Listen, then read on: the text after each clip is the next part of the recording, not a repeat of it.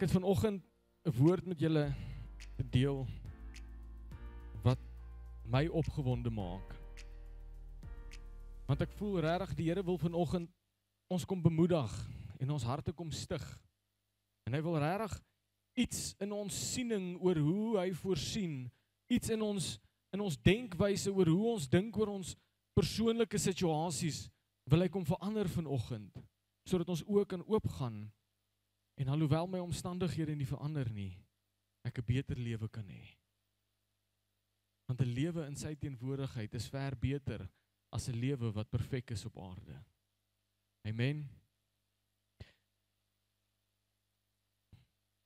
So ek is seker daarvan en dankie Tannie vir daai getuienis, want dit pas so mooi in, want ons elkeen sit met 'n situasie in ons lewe wat ons besef hoe afhanklik ons van God is. Het jy al by so 'n situasie opgedaag waar jy sê, nou kan net die Here help? So ek het so vinnige oomblik in my lewe al so gehad. Ek sê nou in die bidkamer, ek het al te veel karongelukke gehad om op trots te wees. So, maar die keer wat ek nog die naaste gevoel het aan, Here, nou moet U help. U moet of die hekke oopmaak, want ek kom met 'n spoed, of U moet vir my hier aan die lewe hou. So ons staan in Parys, ek staan in die kombuis en ek maak koffie. En dit was storm en donderweer en al hierdie dinge. En ons hoor 'n harde slag. Maar jy kan hoor dis 'n entjie ver weg. En nadat ek daai slag gehoor het, toe is dit wit in die kombuis.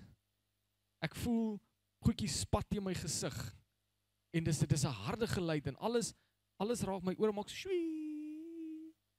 En ek dink, as ek my oë oopmaak, gaan ek die hekke sien. En hulle gaan vir my vra, wat doen jy hier? En ek gaan sê, ek weet nie. Toe het die donder weer 'n kraglyn geslaan en deur ons huis getravel. Ek dink hy het ons ketelstukkend geslaan, ons mikrogolf. Hy het ons wasgoeddraad aan die yskas vasgeweld. So hard het hy geslaan. Die goed wat in my gesig gespat het, is die grout tussen die stene, die dagga tussen die stene, wat hy uit die muur uitgeslaan het. Ek het daai dag gedink, dis klaar. Ek het net die Here kan vir my hier help. Gelukkig het ek niks oorgekom nie, my vrou het so 'n bietjie geskok, want sy het op die rekenaar gewerk, en die was op haar skoot gewees. Maar daar kom sulke situasies in ons lewens, en dan besef jy jy's een van twee tipes mense. Nou ek en my vrou, ons het nou al persoonlikheidstoetse gedoen, en ons kan nie nog meer verskil van mekaar nie. Ons is regtig aan twee aparte kante van die spektrum.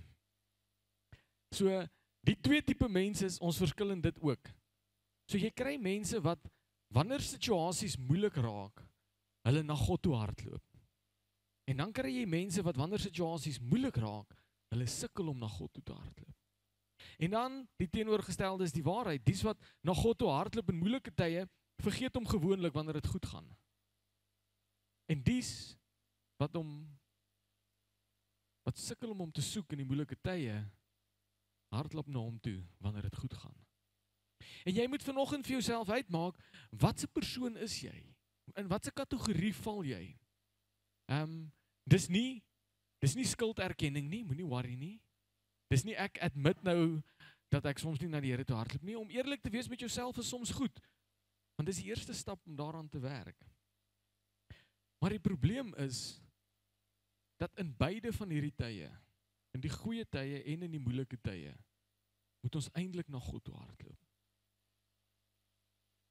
En die Here het vir my 'n stuk in die woord gegee, en ek het nog nie baie preke uit die Ou Testament uit gedoen nie. Seker omdat ek nog so bietjie jonk is, en nie lekker kop toe vat wat alles daar gesê word nie. Maar die Here het regtig hierdie stuk vir my kom gee, en ek het dit gelees, en ek het onmiddellik geweet wat die Here vir my wil sê. En ek wil dit vanoggend met julle deel. Dis Deuteronomium 8 vers 2 tot 3. En as ek iewers te gedurende hierdie preek Deuteronomium nie lekker uitkry nie, julle is welkom om aan te lag. Want dit gaan iewers te gebeur. So ek wil dit saam met julle lees. Dit sê, dink aan die hele pad waarlangs die Here, jou God, jou hierdie 40 jaar in die woestyn gelei het, om jou nederig te maak, om jou te toets, om uit te vind wat in jou hart leef. Sou jy sy gebooie nakom of nie? Hy het jou nederig gemaak, jou laat honger ly en jou die manna laat eet wat jy nie geken het nie en jou voorouers ook nie geken het nie. Sodat hy jou kon laat verstaan dat die mens nie van brood alleen sal leef nie, maar dat die mens leef van elke uitspraak uit die mond van die Here. Amen. Klink hierdie gedeelte min of meer hier aan die einde vir jou bekend? Dat die mens sal nie van brood alleen leef nie, maar van elke uitspraak van die Here. Sien, wanneer die Israeliete deur hierdie woestynperiode gaan, dis waaroor hier geskryf word. Is terwyl hulle in die woestyn is, kry hulle hierdie woord, hulle kry hierdie boodskap van God af. En dis asof die Here vir hulle sê, onthou net dat ek goed is. Onthou net. En dis die eerste ding wat ek met julle wil praat is, onthou God se goedheid. Dink aan die 40 jaar wat hy jou deur die woestyn gelei het. Dink daaraan. Sien, die Israeliete loop deur die woestyn en hulle kla die hele tyd. Hulle kla oor alles. Dis warm. Die sand is warm. Ons het niks om te eet nie. Ons mis die potte van Egipte. Ons mis om terug te gaan. En hulle raak negatief oor hulle huidige omstandighede. En ek en jy doen dieselfde. Veral as jy nou al met iets sit wat jy nou al lank mee sukkel. Veral as dit iets is wat dit het nou nie gister begin gebeur nie. Dis wanneer ek nou al lank sukkel met gesondheid, dat ek begin negatief raak oor die situasie. Dis wanneer ek nou al lank sukkel met my finansies, wat ek sê, nou raak ek bietjie moeg om arm te wees. Dis wanneer ek nou al keer op keer besef het, dat slegte dinge met my gebeur, en dan sê ons gewoonlik goed soos, ja, maar dis nou typies my lak. Dis nou typies met my wat so iets sal gebeur, nê? As ek nou so vinnig moet tel, en dis nie om te spog nie, 1, 2, 3. Ek het al 3 karre afgeskryf. Ja, amen. Amen. So ek weet, ek gaan nie binnekort doodgaan nie. Ek het nog 'n lang pad. Maar dis wanneer daai situasie so een na mekaar begin gebeur, wat jy besef, maar hoekom nou weer ek? Hoekom moet alles vir my skeefloop? En ons mis God se goedheid in ons lewens as gevolg van dit. As gevolg van my fokus wat net afwaarts is, wat net op die probleme gefokus is. Al wat ek sien is wat fout gaan om my en ek mis hoe goed hy vir my is. En hier kom hy en hy sê vir die Israeliete, dink terug aan die 40 jaar wat ek jou deur die woestyn gelei het. Dink terug daaraan. Dink aan die kere wat ek vir jou gesorg het. Dink aan die kere wat ek vir jou voorsien het. Sien, God beveel sy mense, dink aan die hele pad. Want wanneer ons sulke negatiewe opmerkings maak, dan dink jy ook terug. As ek reg of verkeerd? Ons like dit om die verlede te gaan uitkrap en te sê, maar kyk, dit het nog elke keer so in my lewe gebeur. Hou daarvan. Maar God wil hê, wanneer jy na die verlede toe gaan, moenie net die negatief gaan uithaal nie. Gaan dink aan alles. Kan ek vir jou sê, die feit dat jy hier sit vanoggend, en dat jy die boodskap kan hoor, of kan lees, daai feit alleen sê vir my dat God was goed vir jou gewees tot nou toe. Hy het jou tot nou toe nog gedra. So wat keer hom om jou verder te dra?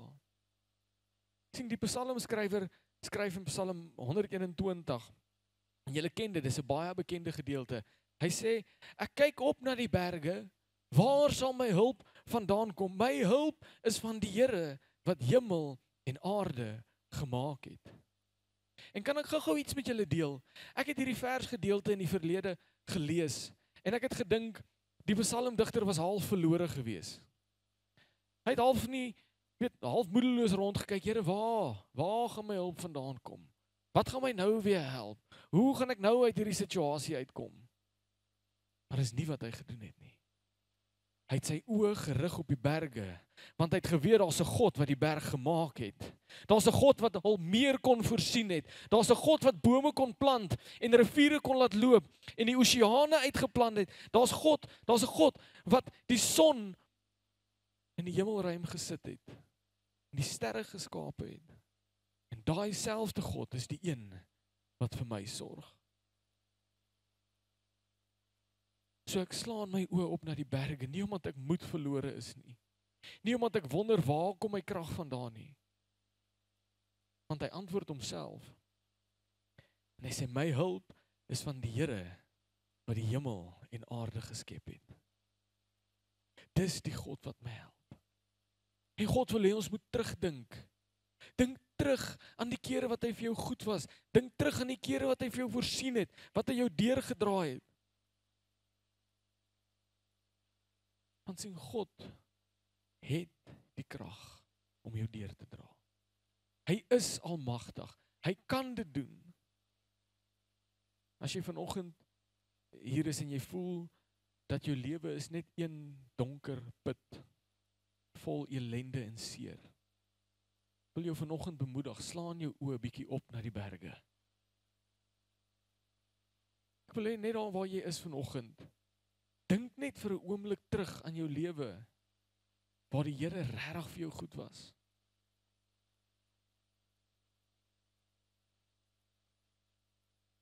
Aan die kere wat hy vir jou voorsien het, presies wat jy nodig gehad het.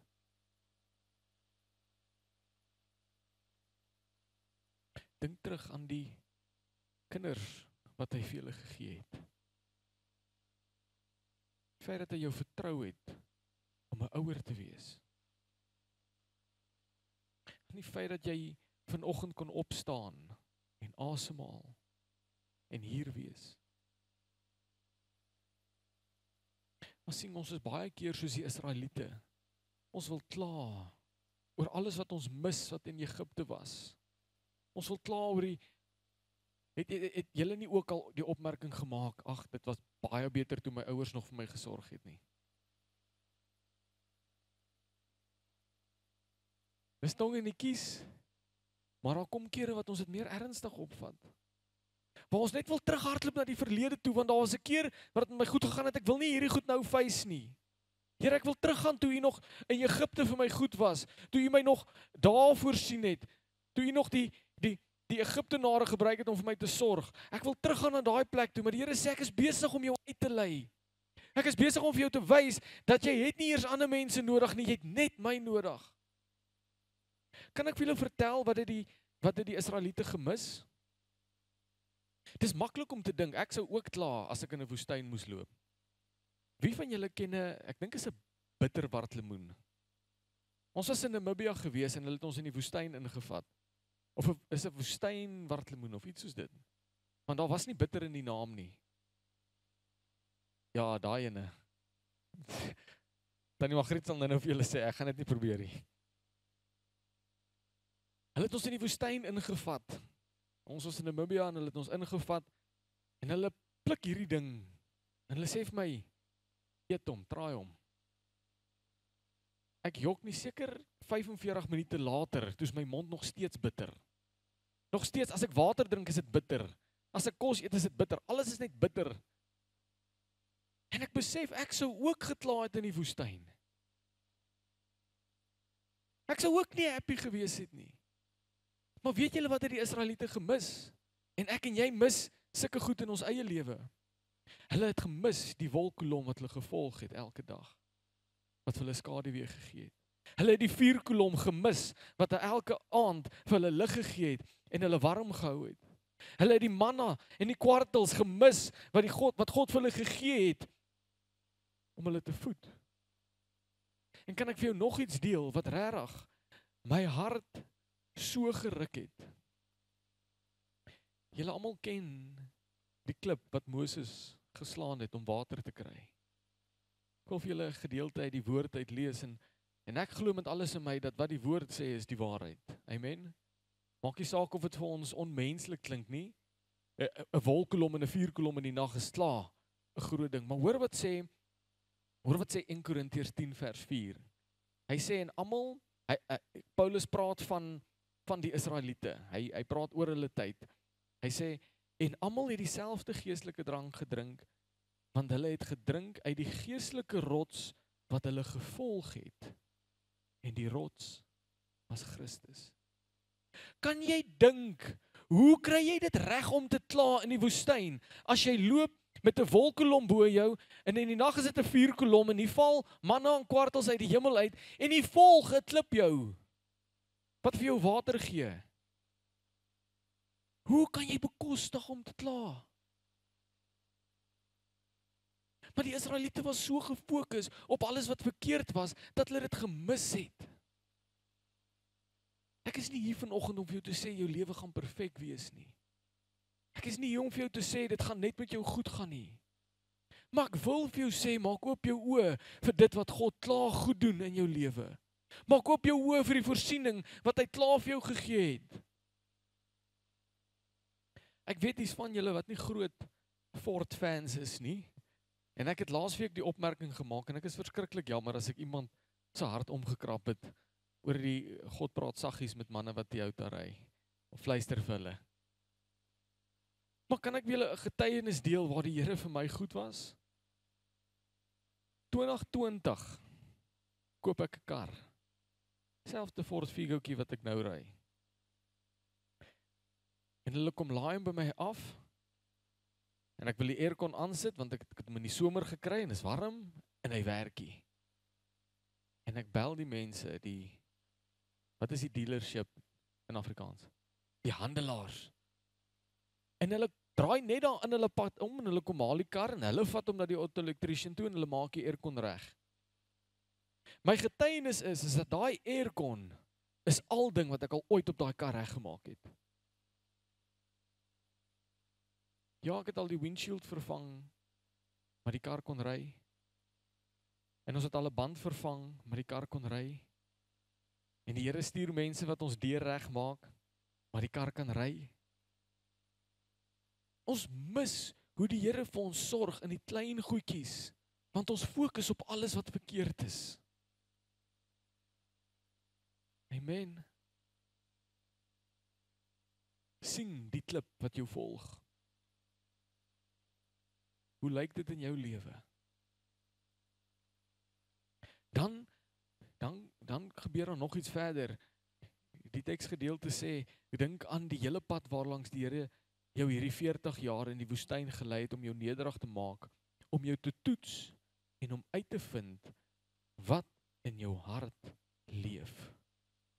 En ek wil vanoggend vir julle vra, Ekklesia, wat leef in jou hart? En daar's 'n ander manier wat ons dit kan vra. Ek kan vir jou vra, wie leef in jou hart? Leef jy vir jouself in jou hart? Of leef God in jou hart? Want sien, wanneer ek vir myself leef, dan is ek net gefokus om my hier en nou gemaklik te maak. Dit moet tog net lekker wees. En dit moet net met my goed gaan, anderste val my hele wêreld uitmekaar uit. Maar sien, wanneer God in my hart leef, dan weet ek, maak nie saak hoe dit hier om my lyk nie. God is goed. En God bly goed. En hy hou aan voorsien. Sien, maar die Here kom en hy sit jou so 'n bietjie in die woestyn. En dis nie 'n lekker ding om te hoor nie. Dat die Here sit ons in die woestyn om te toets wat leef in jou hart. En ek wil vanoggend hierdie net vir jou vinnig sê. Hoe langer dit vir jou vat om jou hart uitgesorteer te kry, hoe langer gaan jy in die woestyn wees. Sorteer jou hart uit. Gaan jy wanneer dit moeilik raak, jouself en jou gemak kies en God se opdragte ignoreer? Ons sien dis wat ons doen. Wat ek wil hê en hoe ek voel in hierdie oomblik is vir my belangriker as wat God van my wil hê. So ek gaan nie vir die persoon bid nie want ek is bang hulle dink ek is vreemd. Ek kies my eie gemak bo God se opdrag. Nee, Here, dis 'n belaglike bedrag. Ek kan nie dit vir die kerk gee nie. Ek kies my eie gemak bo God se opdrag. En dan wat in my hart leef, is selfsugtigheid, is ek, en nie die Here nie. En die Here wil toets wat is in ons harte. Hy wil toets of jy gehoorsaam gaan wees, of jy sy gebooie gaan hou. Hoor wat sê Jeremia 17 vers 10. Hy sê, ek die Here deursoek harte en toets niere, om elkeen te vergeld volgens sy optrede, volgens die vrug van sy dade. Ek wil vir jou vra vanoggend, wat gaan God in jou hart kry? En ons gaan nou nie in die rye afgaan en in ons hande opsteek en vir mekaar sê, dis wat in my hart leef nie. Maar ek wil hê, jy moet vanoggend self ondersoek doen, wat in jou hart is. Of eintlik beter, laat toe dat die Here vir jou wys, wat is in jou hart. Wat gaan hy kry? Onvergifnis, of ongeloof, rebellie, woede. Dis die tipe goed wat in ons hart leef, wanneer ek vir myself die belangrikste is. Of gaan hy kry liefde, geduld, vrygewigheid, selfbeheersing. Sien, hier kom die probleem, en dis hoekom ek nou gesê het, laat God jou wys wat in jou hart is. Wanneer ek self my hart ondersoek, dan is ek gewoonlik baie meer genadig met myself. Ag nee, daai mense, hulle het my regtig seer gemaak, ek hoef nie te vergewe nie. Of die Here weet ek is 'n goeie mens, ek hoef nie te wys ek is 'n goeie mens nie.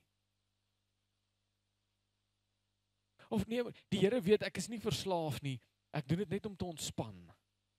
Ken julle daai ene? Ons is soveel meer genadig met onsself, want ons laat die goed maar net gaan. Die Here weet, die Here ken my, die Here het my so gemaak. Ek het amper gesê nonsens. Sien, dit is nie baie dat ons onsself skuldig vind aan hartkwale nie. Dawid besef dat sy hart bedrieglik is. Bedrieglik bo alle dinge. En hy besef net God kan die waarheid oor sy hart openbaar. En hy skryf die volgende in Psalm 139 vers 1 en 2. Hy sê, Here, U ondersoek my en U ken my. U is die een wat my sit en my opstaan ken. U verstaan van ver af wat ek in gedagte het. Sien, wanneer ek myself ondersoek, regverdig ek my optrede. Ek sê dis okay, it's fine. Dis nie so bad nie. En die Israeliete hulle het hulle eie optrede ook regverdig. Ons slawe is warm. Ek mag kla, dis warm. Ek gaan my bes te doen om hierdie winter nie te kla nie. Want ek kla gewoonlik want dit is koud. Ons mag kla want ons is beter gewoond. Ek is nie tevrede nie. Ek het 'n dak gehad, ek het 'n huis gehad, ek het meubels gehad, ek het ander stel klere gehad. En ek en jy doen dieselfde. Ek mag kwaad wees want hulle het my seer gemaak. Ek hoef nie te vergewe nie, want ek het niks verkeerd gedoen nie. Wat ek doen is nie so verkeerd nie, want dit maak niemand seer nie. Ons regverdig ons eie optrede, maar sien, wanneer ons God toelaat om ons harte te toets en te ondersoek, dan sal hy dit wat nie daar hoort nie, tevore bring. Hy sal vir jou wys, hierdie ding, hier moet jy aandag gee. Hier moet jy aan werk. Maar jy moet hom toelaat om dit te doen. Jy moet jou hart oorgee aan God en sê, Here, ek wil nie meer die baas oor hierdie hart wees nie. Ek wil nie meer die regter wees oor my eie optrede nie. Here, asseblief, help vir my, sodat ek my optrede kan verander. Maar hoekom is dit belangrik? Ek wil hê ons moet weer Jeremia 17 vers 10 lees. Dit sê, ek die Here deursoek harte en toets niere, om elkeen te vergeld volgens sy optrede, volgens die vrug van sy dade. Kan ek vir julle sê, in 'n manier hoe die Here dit vir my verduidelik het. God stel meer belang wat in jou hart is, wat maak dat jy 'n sekere manier optree, as wat hy omgee oor jou optrede. God soek die motivering oor hoekom jy sekere dinge doen, daarvolgens sal jy vergeld word. Jy kan al jou geld vir die karwagte gee. As jy dit doen om gesien te word, gaan jy niks daarvoor kry nie. Jy kan vir al die siekes in die hospitaal gaan bid.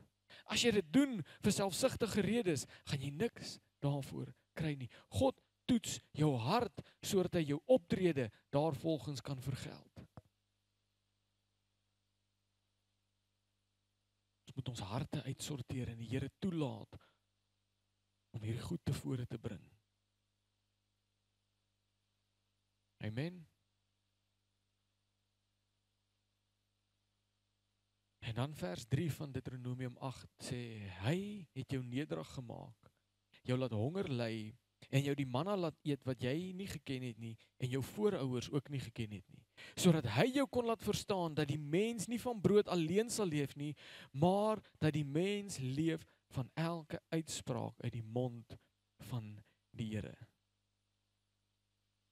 Nou Jesus gebruik later ook hierdie vers, en dis 'n vers wat ek dink ek my hele lewe lank nog verkeerd verstaan het. En so bietjie die mekaar gemaak het. Dit sê, ja, ons sing altyd dat, ons sing die vers in die lig dat brood sorg vir ons fisiese liggame en die woord sorg vir ons siele, né? En dis asof die Here dit vir my anders te kom oopbreek het. Want ek wil hierdie graag sing, ons sing dit as twee aparte goed. Brood sorg vir my liggaam, die woord sorg vir my siel. Dis nie alleen die betekenis nie. Ja, dit is so, maar Jesus word getoets in die woestyn, en hy sê hierdie die volgende, Matteus 4 vers 3, dit sê, toe het die versoeker nader gekom en vir hom gesê, as u die seun van God is, sê vir hierdie klippe om brode moet word, sê dat hierdie klippe brode moet word. En kan jy jouself indink dat God homself deur Jesus sou bevestig het as hy dit gedoen het? Jesus sou net daar en dan vir die duiwel gewys het dat ek het God binne in my as hy dit gedoen het. En ek kan nie verstaan, ek kon nooit verstaan, hoekom het Jesus dan gekies om dit nie te doen nie? Hoekom het hy gekies om nie die wonderwerk te doen nie? Hier is dit. Jesus word versoek, en hy is honger, en die duiwel kom. Maar sien, ons leef nie van die brood nie, ons leef van die woorde van God.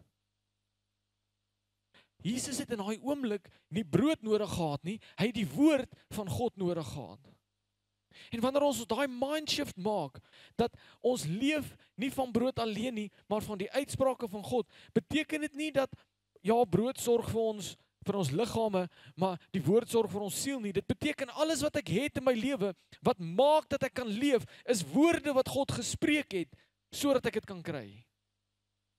Dis 'n woord wat God gespreek het. Die feit dat ek vanoggend 'n bakkie Pronutro kon eet en koffie drink, is omdat God gespreek het dat ek 'n bakkie Pronutro en koffie kan kry. Dis hoekom die woord sê ons leef nie van brood nie. Dis nie wat jou aan die lewe hou nie. God kan môre besluit om al die kos van jou af weg te vat, maar as hy besluit jy moet leef, gaan jy leef. God kan môre besluit dat jy vir die res van jou lewe net water drink. As hy wil hê jy moet leef, sal jy leef. Want God bepaal of jy leef of nie. Nie brood nie. Nie jou omstandighede nie. En dis wat die Israeliete gemis het. En dis wat ek en jy ook mis. Ons het nie hierdie goed nodig om te oorleef nie. Ons het nie hierdie goed nodig sodat dit met ons goed gaan nie. Wat ons nodig het, is die woorde wat God tot ons spreek. As hy vir jou sê, ek het 'n plan vir jou, dis wat jou lewe gee. As hy vir jou sê, ek voorsien vir jou, dis wat vir jou lewe gee. As hy vir jou sê, ek beskerm jou, dis wat vir jou lewe gee. Sien jou vermoë om brood op die tafel te sit, is as gevolg van uitsprake wat God vir jou gegee het. Is omdat God jou in staat gestel het om te kan werk vir daai brood.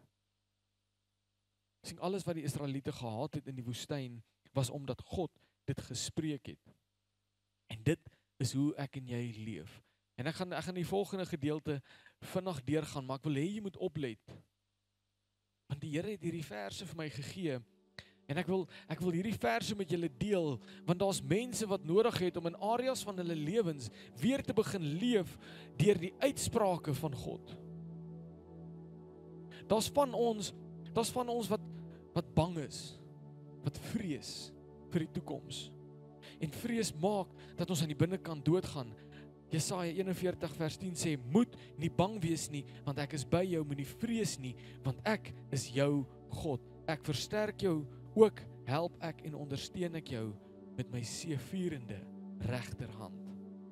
Daar's van julle wat alleen voel, en die eensaamheid maak dat ek voel ek gaan dood aan die binnekant. God sê as jy alleen voel, Deuteronomium 31 vers 8, die Here is die een wat jou vooruitgaan.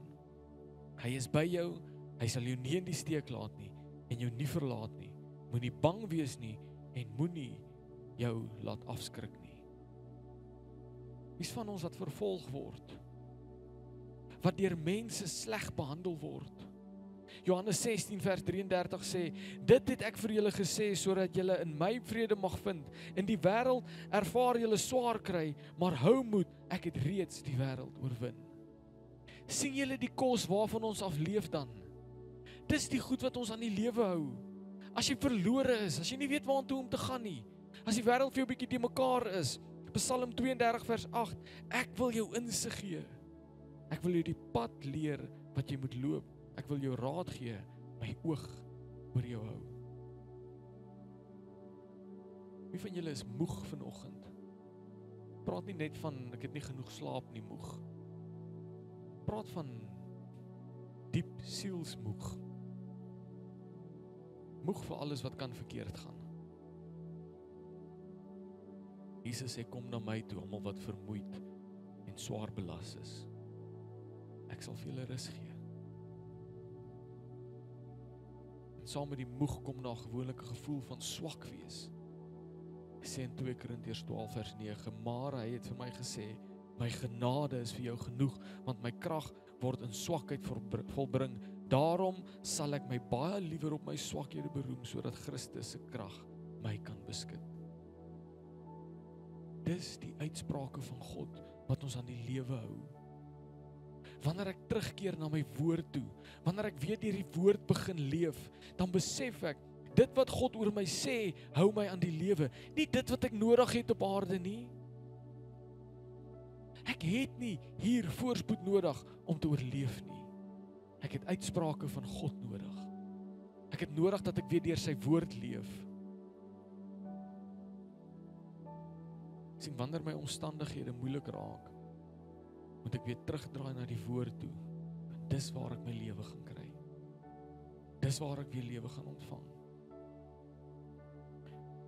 Ek wil afsluit met hierdie volgende stelling. Ons kan bly leef en ons kan meer as leef, ons kan floreer deur die woord van God, wanneer ons besef, sy woord staan vas vir ewig en deur elke uitspraak van God sal vir ons voorsien word. As jy met niks huis toe gaan nie, gaan huis toe net met dit. Jy sal voorsien word as jy deur die woord leef. Kan ons oë sluit vir 'n oomblik? Wil jy moet regtig jou hart ondersoek. Wil jy moet die oomblik gebruik om jouself te herinner dat God nog altyd vir jou goed was.